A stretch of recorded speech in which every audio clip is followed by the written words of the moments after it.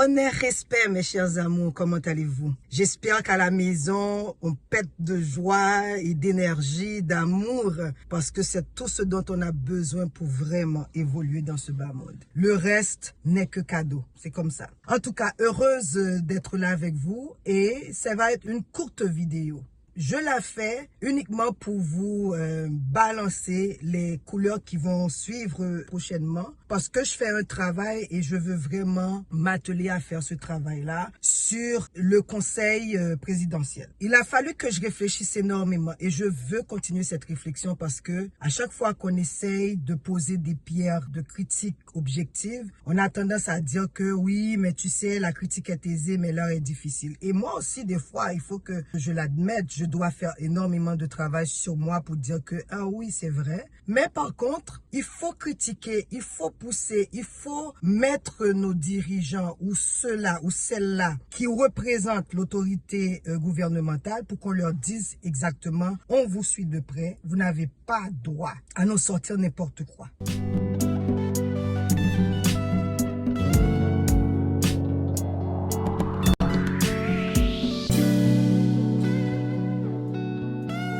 Cette vidéo que je vous fais là, comme je l'ai dit, annonce la couleur prochaine sur le conseil présidentiel, mais aussi parce que j'ai été inspirée par cette dame-là, cette sœur sénégalaise, qui a commencé à questionner certaines choses. Et je me dis, mais n'est-ce pas ça aussi? Parce qu'on parle que il faut avoir une représentativité, la gouvernance, il faut préparer les élections, il faut.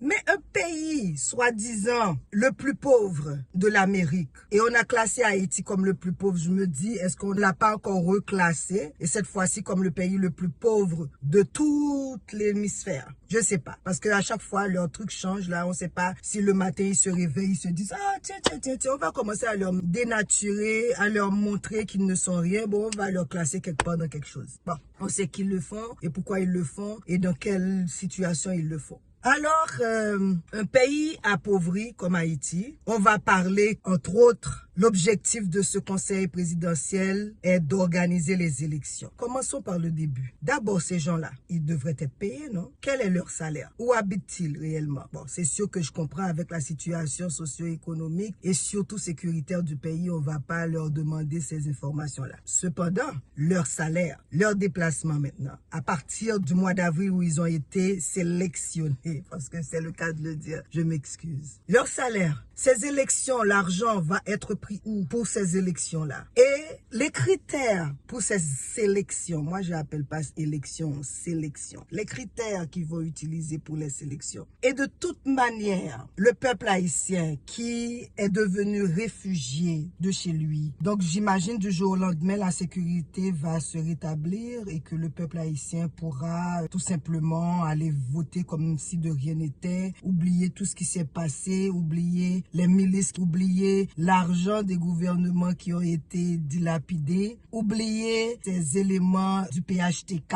qui ont voler, extirper les ressources économiques du pays. On va tout simplement se fermer les yeux, faire des élections et puis on continue les mêmes bêtises. Il n'y a pas de reddition de comptes et c'est ça le problème malheureusement. C'est ça la difficulté que nous avons. Ce problème, c'est que on nous a mal éduqués sur la politique. Donc on fait une politique essentiellement émotionnelle. On nous a mal formés et mal éduqués sur la sphère politique et c'est grave. Au point que on oublie le reste du cabinet présidentiel. Tout le monde va mettre l'accent sur le président. Tout ce qui se passe de bien ou de mal, ce n'est que le président.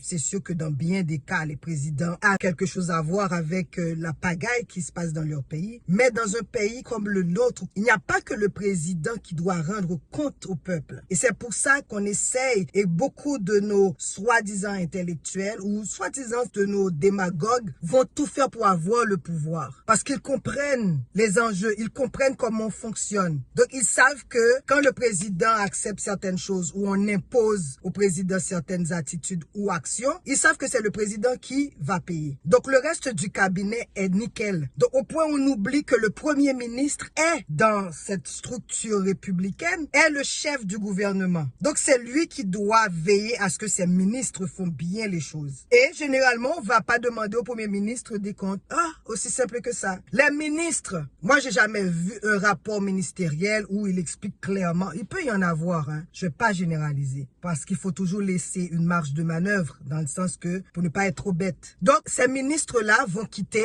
et ils n'auront jamais à rendre compte au public. Aussi simple que ça. Pourtant, ils étaient là à voyager, à vivre la largesse, à avoir des copines partout et des copains, parce que maintenant, là, il y a tout, hein, de tout là. Ils vont avoir des maîtresses partout, ils vont voyager et voir, créer des déplacements pour aller gaspiller de l'argent et faire le canard. Ils n'auront aucune responsabilité envers le public, envers leur population. C'est normal qu'ils aiment ça. Et c'est normal que ce sont les gens autour des présidents qui font le culte de personnalité et qui les maintiennent dans ce rapport ambigu avec leur peuple. Et c'est pour ça aussi qu'ils aiment bien avoir des gens qui n'ont aucune notoriété. Comme ça, ils peuvent le faire n'importe quoi. Il devient leur pantin. Et c'est ce qu'ils font. La majorité des choses qui se passent des fois, dans les gouvernements de nos pays. Des fois, les présidents ne savent même pas. De toute manière, juste pour vous dire, même le président, il n'est pas bien sécurisé. C'est pas des blagues que je vous dis là.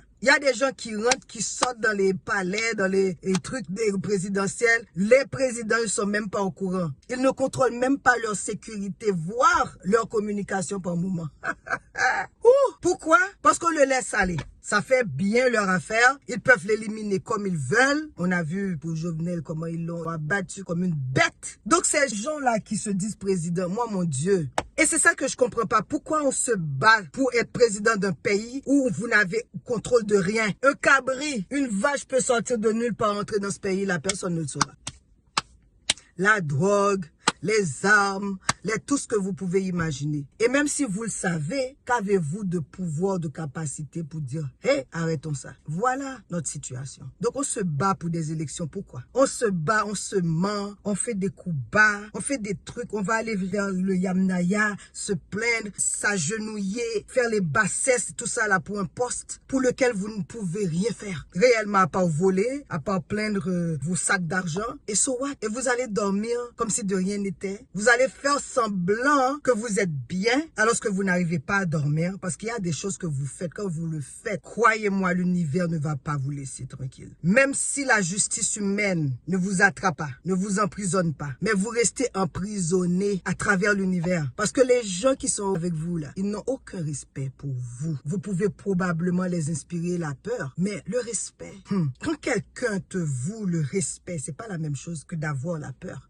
Continuons. Et donc, lorsqu'on essaie de poser les vraies questions, on essaye de nous catégoriser. Si on n'est pas Haïti, c'est ça la dualité. Si tu n'es pas la Valace, tu es du Valérie sous PHTK. Il n'y a pas de milieu. Alors qu'en Haïti, on s'est rendu compte que ces Yamnaya ont tout fait pour détruire l'âme, la lutte du peuple haïtien. Il n'y avait rien à voir avec les partis politiques. Et si quelqu'un n'arrive pas à comprendre ça, c'est qu'il y a de sérieux problèmes. Cette personne a de la difficulté à comprendre la politique, la géopolitique, ainsi que la politique que ces pays Yamnaya ont toujours eu et mené contre le peuple haïtien. Ce n'est pas une question de parti politique. Ce n'est pas une question de société civile. Ce n'est en rien ça. C'est l'âme du peuple haïtien qu'il faut absolument neutraliser. Je dis pas détruire, mais neutraliser. Parce qu'ils savent que Haïti représente dans ces Amériques-là un pilier de l'humanité. Et qu'Haïti a fait fleurir la France pendant des siècles, qui leur a permis d'avoir leur cité de lumière, leur ville de lumière, les je ne sais quoi, sur le dos de mes ancêtres. Qu'ils ont mené de telles exactions pour faire travailler le nègre du matin au soir et les faire péter quand ils le voulaient pour leur bien propre intérêt. Donc il n'y a rien de question de parti politique, de démocratie et on le sait. Mais malheureusement, certains d'entre nous aiment bien jouer à l'imbécile, veulent bien jouer aux so-called diplomates et donc finalement acceptent tout. Donc il faut commencer à se poser ces questions-là. Ces gens qu'on met là, ils n'ont aucune notoriété malheureusement. Et là, je vous dis, il y a certains que je connais. C'est pas une question de Manzé Chou Black est jalouse, Manzé Chou Black n'apprécie aucun effort, Manzé Chou Black n'est pas game comme ils disent. c'est que lorsqu'on regarde ça, on voit où on va. Les conditions imposées aux membres du CP nous interpellent. On sait déjà où ils vont. Ils n'ont aucun poids, rien du tout. Ils vont tout simplement, malheureusement, malgré certains d'entre eux pourraient avoir de bonnes intentions, mais ils sont pris dans l'engrenage. Ils vont aller le desiderata des Yamnaya. Il n'y a aucun doute. Malheureusement, c'est le constat. Malheureusement, c'est ce qu'on voit. On n'est pas obligé d'avoir une petite boule là et comprendre ce qu'il en est. Donc, qu'est-ce qu'on fait? Qu'est-ce qu'on fait? Comme dirait notre sœur. Qu'est-ce qu'on fait? Il faut absolument que nos peuples se ressaisissent. Comme j'ai dit, je vais pas étaler beaucoup là-dessus parce que je prépare une vidéo qui pourra étaler plus de choses. Mais je vais vous dire très sincèrement, si nos peuples, entre autres le peuple haïtien, ne comprennent pas, et quand je dis le peuple haïtien, je parle de ces personnes qui ont été favorisées dans nos sociétés, qui ont eu des places dans la gouvernance, des autorités qui ont été diplomates, des gestionnaires de l'État, des soi-disant intellectuels, des soi-disant politiciens, des soi-disant militants, parce qu'il faut aussi les mettre dedans. Parce que l'homme ou la femme militante n'est plus la même personne durant le pouvoir, après le pouvoir. D'ailleurs, le pouvoir est quelque chose de très ambigu, très confus. Rares sont les personnes qui se disent « j'ai eu à faire ce que je pouvais faire ». Généralement, les gens pensent que non, si je prends un autre mandat, je vais faire mieux. Si je prends un autre mandat, ça va aller mieux. Non, si tu n'as pas pu faire mieux, tu ne feras pas mieux. Aussi simple que ça. Et donc, il faut pas seulement céder la place, mais il faut avoir un objectif clair. Il faut avoir un plan clair. Et l'un des problèmes que nous avons avec le CP, c'est qu'il n'y a pas de plan clair. La seule chose, c'est que vous devez faire des élections. Et so what? Après, qu'est-ce qui va se passer? Donc, il va falloir essentiellement qu'on se réveille. Il va falloir qu'on continue à travailler sur la compréhension de la politique interne et externe. Et la politique externe pèse maintenant plus sur la politique interne d'un pays. Et si on ne comprend pas le rapport de force qui existe entre ces deux-là, aïe, aïe, aïe, aïe, aïe. Les Haïtiens à l'extérieur, vous allez maintenant commander un visa d'entrée pour entrer en Haïti. Je vous le dis, c'est pas une blague. Et les Haïtiens qui sont en Haïti vont continuer à servir sur la plantation comme ce fut le temps. Vous allez bien comprendre parce qu'on est déjà dedans. On n'a pas de structure qui fonctionne, on n'a pas d'institution qui fonctionne. On n'a que des gens qui sont là, qui essayent de plaire. Parce que je vais vous dire, et je vais vous quitter là-dessus parce qu'il faut que vous continuez à travailler le ménage. Pensez-vous qu'un pays qui a investi en vous, qui vous a donné des bourses d'études, qui vous a donné une certaine aise, après tout cet investissement-là, vont vous laisser aller? Un pays qui pense qu'il a le droit sacré de régner sur tous les pays et de voler, d'extirper toutes leurs ressources, y compris leurs ressources humaines. Pensez-vous que ce pays-là, ou ces pays-là, vont vous laisser tout bonnement avoir votre free will, comme on dit? Je vous laisse sur ça. Alors, on va y revenir. Mais je voulais quand même susciter cette question-là et j'espère que vous allez prendre le temps de me répondre. Sur ce, je vous dis, Kebe Jam Palage, gros bisous, décalés, Kebe Jam. Le combat ne fait que commencer. Je dis commencer parce qu'on a l'impression qu'à chaque fois, c'est les mêmes scénarios qui reviennent et on recommence, on recommence, on recommence. Kebe Jam.